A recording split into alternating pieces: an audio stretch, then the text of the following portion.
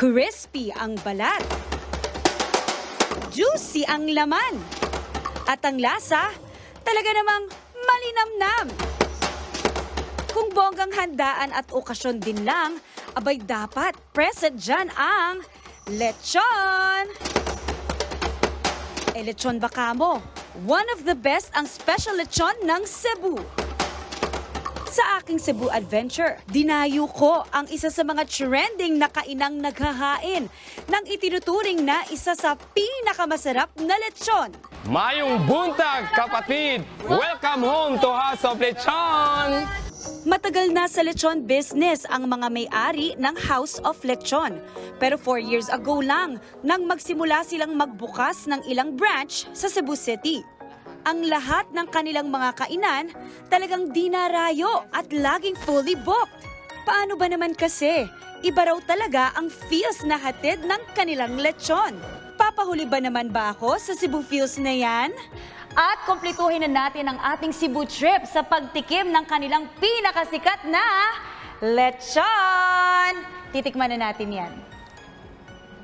Ito na.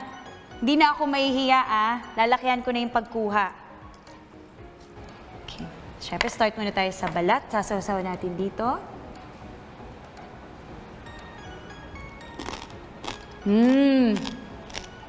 Sobrang crunchy. Ang sarap. Ayon sa management ng kainan, kung special na ang Cebu lechon, ni-level up pa ang kanilang version. Ano pong nagpapa-standout sa lechon ng House of Lechon? It's actually from Karkar, but we brought the taste from Karkar to Cebu just to bring the specialty of the lechon. So we also made sure na iba talaga yung lechon namin dito sa House of Lechon. May sarili kami pong parang secret ingredient po. Bukod sa lechon, binabalik-balikan din ang iba pa nilang special dishes tulad ng lechon sisig, kinilaw, baked scallops, at maging mga panghimagas tulad ng puto bongbong at bibingka. Masayang memory at karanasan ang ating naranasan sa isang pambihirang kainan sa isa ring espesyal na lalawigan. Babaunin natin ito hanggang sa susunod na Trip ni Maui!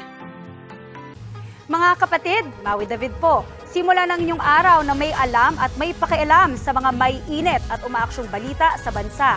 Para maging una sa balitaan, mag-subscribe at mag-follow sa social media pages ng News 5.